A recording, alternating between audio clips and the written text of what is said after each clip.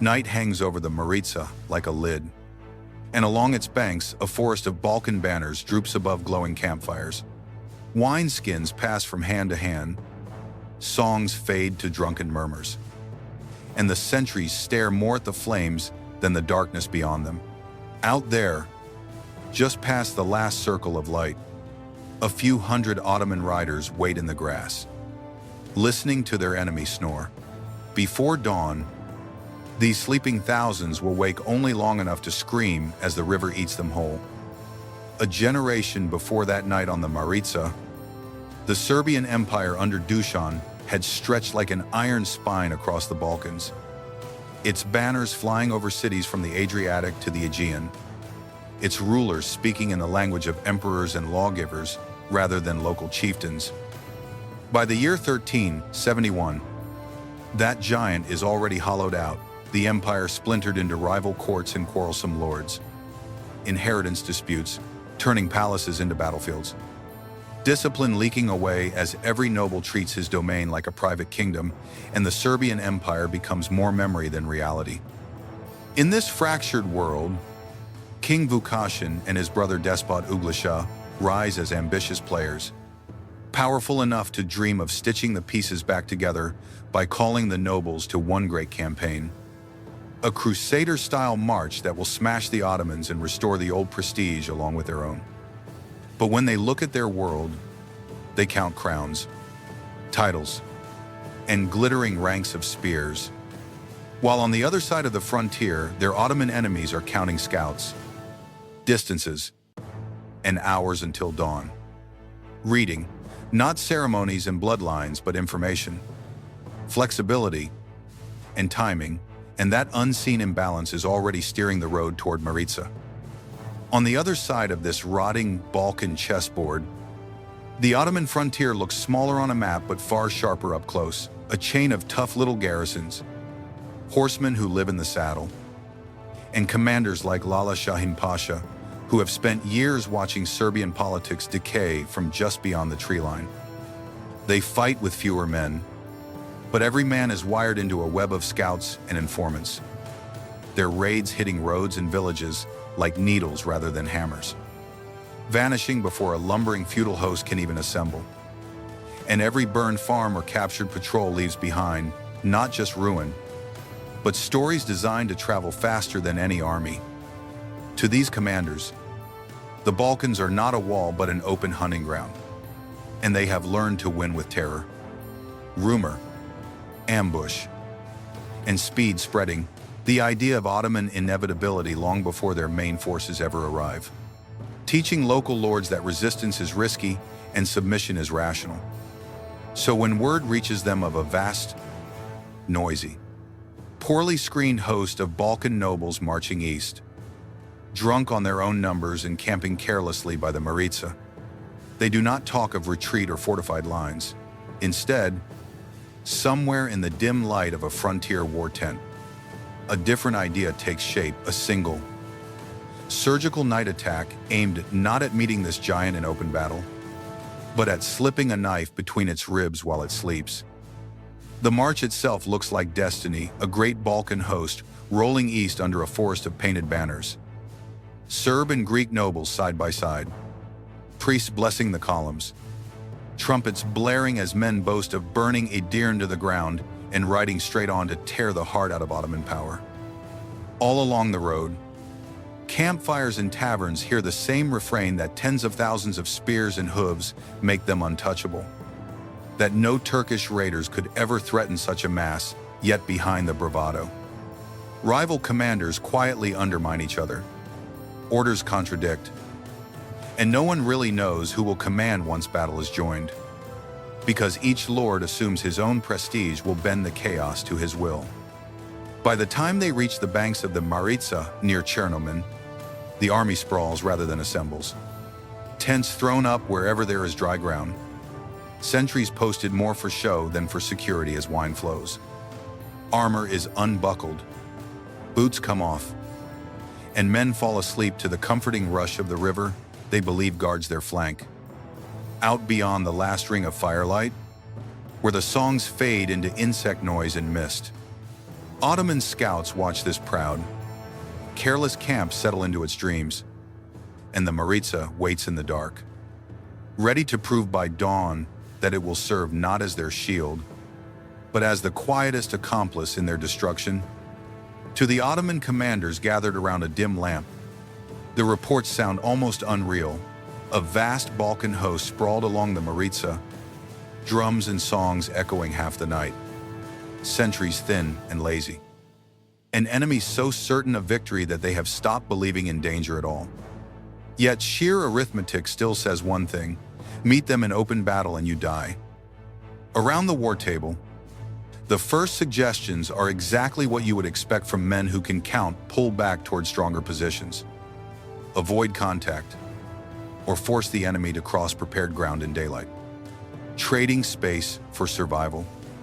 But over that cautious buzz comes a colder voice that suggests something which at first feels like madness. Do not run from this giant. Crawl inside its ribcage while it sleeps. The logic, once spoken aloud, is brutally simple in darkness. Numbers blur into noise. Fear travels faster than messengers. And if you can strike the leaders in their tents and convince the camp that it is already surrounded, tens of thousands of men will do more harm to themselves in panic than steel could ever do in orderly battle. So a list is drawn. Names of the hardest riders and steadiest blades pulled from the ranks. Men briefed in low, pointed sentences about silence, speed, and where to hit first. And as they tighten straps and lead their horses toward the black line of the river, it is clear that this is not a march to a glorious charge, but a descent into the kind of night where an army can be killed without ever truly seeing its enemy. The night around the Maritsa is thin and cold. A strip of pale moon laid across the river while mist curls low over the reeds. And the great Balkan camp marks its own borders with scattered islands of firelight, snoring and quiet laughter leaking out of canvas walls as if the world itself has gone to sleep. Moving in the darkness between those islands, the Ottoman strike force breaks into small knots of men who slide off their horses and advance on foot, breath slow, blades angled to catch as little light as possible, slipping past one dozing sentry, catching another by the mouth and throat before he can finish a challenge, then stepping into a sprawl of tents where nobles, retainers, and camp followers sleep in tangled heaps with their weapons out of reach. Here a knife saws through key tent ropes so the canvas collapses in an instant, smothering shouts before they can rise.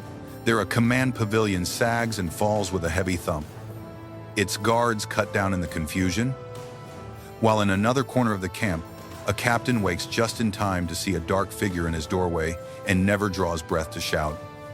And each of these tiny, silent catastrophes is another nerve cut in the body of the army. Only when the raiders have wormed their way deep into the sprawl do they change the rhythm, touching torches to guy ropes and wagon straw, blowing horns in short, shocking bursts, and shouting in the local tongue. They are in the camp. We are surrounded. Run so that suddenly every flame and every voice says the same thing: you are already losing. Within moments, the night is full of half-armed men stumbling from collapsing tents, horses screaming, firelight tilting across smoke and canvas. And as the Ottomans dart in and out of that confusion like shadows, the real weapon they are wielding is no longer steel, but the first raw wave of panic that will tear the camp apart from the inside. It happens almost invisibly at first. A single scream knifes through the night from somewhere deep in the maze of tents. A pavilion collapses in a roar of snapping poles and canvas. A tongue of fire licks up the side of a wagon. And for a heartbeat, men tell themselves it is nothing, until the next scream and the next crash and the next flare of orange light arrive so fast that the illusion of safety is torn away like cloth. Officers stumble out, half-armored, shouting for their banners, but their voices vanish into a rising storm of noise, horses shrieking as they rip free of picket lines, men yelling 3 different orders at once, messengers shoved aside or knocked down and trampled by the very soldiers they are trying to reach, so that within minutes, The neat chains of command that look so impressive in daylight are reduced to pockets of frightened men gripping shields and asking each other what is happening. In that darkness, with smoke in their eyes and wine still in their veins, barefoot and bareheaded soldiers crash into shapes they cannot see, swinging at silhouettes that turn out to be friends, stabbing at cloaks and shields they recognize only after the blow lands, while riderless horses plow straight through sleeping lines and the first wild rumors gallop faster than any cavalry. The Sultan is here with all his armies. We are surrounded. The camp is lost, and each repetition makes them more real than any officer's denial. Around the edges of this chaos, small Ottoman detachments ride in and out like teeth, striking from a different angle each time, loosing a volley here, a horn call there, a shouted lie in the local tongue somewhere else. Not trying to stand and fight a unified host, but carefully feeding the terror that is already eating it, until the only thought left in tens of thousands of minds is not form up or fight, but a single, blind instinct to run, anywhere, away from the screaming and the fire, toward the black line of the river that seems, in this moment, like the only escape. The instinct to escape does the rest as the camp convulses with fire and screaming. Thousands of men lurch toward the only line in the darkness that looks like safety, the black ribbon of the Maritsa, sprinting half-armored and half-awake over guy ropes, discarded shields, and bodies they do not stop to recognize. At the riverbank, order collapses into a bottleneck of mud and terror. Overturned wagons jam narrow paths. Panicked horses rear and fall. And men who spent their lives trusting in steel now discover that mail and plate, soaked cloaks, and waterlogged boots to turn their bodies into anchors the moment they plunge into the cold, fast current. In that crush, soldiers are not so much killed as erased, crushed against wheels and tree roots, suffocated in piles, where the living claw at the dead to drag themselves free, dragged under by comrades who grab at anything solid as the river's surface disappears beneath churning limbs and the Ottomans, holding the higher ground, need only loose the occasional arrow, shout, or probing charge to keep the pressure high enough that no one dares stop and think. By the time the worst of the stampede is over, the Maritsa flows thick with shields and spears and bloated horses, its banks lined with armor-clad shapes caught in the reeds. And as the last ripples swallow the last struggling hands, it is clear that the greatest weapon the Ottomans brought to this battle was not numbers or even blades, but a river, a night, and the terrible weight of their enemy's own fear. Before the sun ever touches the water, the Ottoman strike force is already pulling back from the riverside. Horses walking rather than galloping, men speaking in low voices as they count their losses and realize that for all the risks they took in the dark, the number of dead in their own ranks is small beside the chaos they have left behind. As dawn seeps into the sky, the battlefield slowly reveals itself, burned and slashed tents, sagging like torn sails, cooking pots still hanging over dead fires, bodies scattered through the camp and heaped along the Maritsa's edge, armor twisted in the reeds, and in the spaces where command pavilions once stood, there is only trampled earth and the still forms of men like Vukašin and Uglješa, the lords who were supposed to be the spine of this army. The survivors who stagger through this ruin, caked in mud and ash, clutch at one explanation with desperate hands: that there must have been a gigantic Ottoman army in the night. More foes than they could count. Because it is easier to imagine an ocean of enemies than to accept that a few thousand raiders and their own panic turned the camp into this graveyard, leaving Serbia, as people will say in grim shorthand, to its widows. When we pull back and look down on the silent camp and the slow, indifferent river beside it, the terrible truth becomes clear. These warriors did not fall in a heroic clash of lines, but in a stampede of fear. And the night at Maritsa was less a battle than the moment an army killed itself before the enemy ever had to. By the next day, The battlefield has already begun to change hands, villagers picking through the wreckage for anything usable. Scavengers prying rings from cold fingers, Ottoman soldiers walking in stunned silence between rows of men who died with swords still in their scabbards and helmets never strapped on. In that unsettling quiet, the first explanations start to rise like smoke, whispers that demons rode in with the mist, that ghostly riders with burning eyes drove the men into the river, that some cursed wind smothered orders on their way from mouth to ear, and alongside them, harsher accusations bloom. Of treacherous allies who fled too early, and spies who opened the camp from within. Survivors, dazed and ashamed, tell and retell their fragments of the night. Memories warped by fear and gaps they cannot fill. But on one point, they all agree, it felt as if everything was lost in the space of a single hour.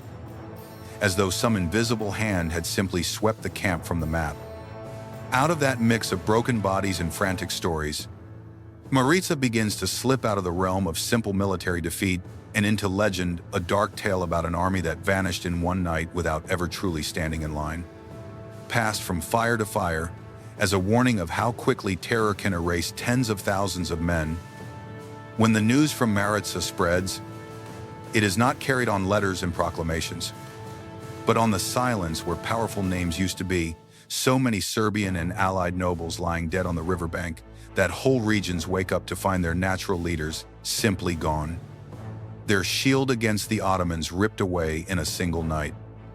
In the weeks and months that follow, this missing layer of authority turns a military defeat into a political collapse. Smaller lords, staring at the memory of that drowned army, to decide that resistance is suicide and begin to accept vassalage, tribute, or protection from the very empire their fallen betters had marched out to destroy, giving the Ottomans open roads where once there might have been coordinated walls. The Balkans lose not just an army, but their best and perhaps only realistic chance at a united front in that generation, breaking instead into scattered principalities that can be pressured, bribed, or crushed one by one, each too afraid of becoming the next Maritsa to truly trust the others. When later, more famous confrontations like Kosovo loom on the horizon, they do so in a landscape already shaped by this absence. Because the night at Maritsa was the moment the regional shield cracked beyond repair, and understanding how a few hundred men did, that is the key to understanding the scale of this disaster. On paper, it should be impossible. How do 800 men break something like 70,000 and leave a river full of armor and bodies behind them, without ever fighting a classic set-piece battle? The answer at Maritsa rests on three pillars working together: terrain, timing, and targeting, because the Balkan host chose to sleep in a sprawling, unfortified camp with a river at its back. On a night when it was exhausted, drunk on confidence and on wine, and convinced that the Turks were somewhere out there, not already inside the lines, while the Ottomans chose to aim their small strike force not at slaughtering every soldier, but at leadership, nerves, and the fragile web of morale that made this mass of men an army instead of a crowd. Human brains handle danger badly in the dark shapes blur. Shouts turn into rumors. And once a few thousand men start running from a threat they cannot see, the rest will follow. Especially when small, fast-moving detachments keep attacking from new directions, reinforcing the idea that the enemy is everywhere. And we see similar patterns at other points in history where ambushes in forests, mountain passes, or stormed camps did more damage with fear and terrain than with blades alone.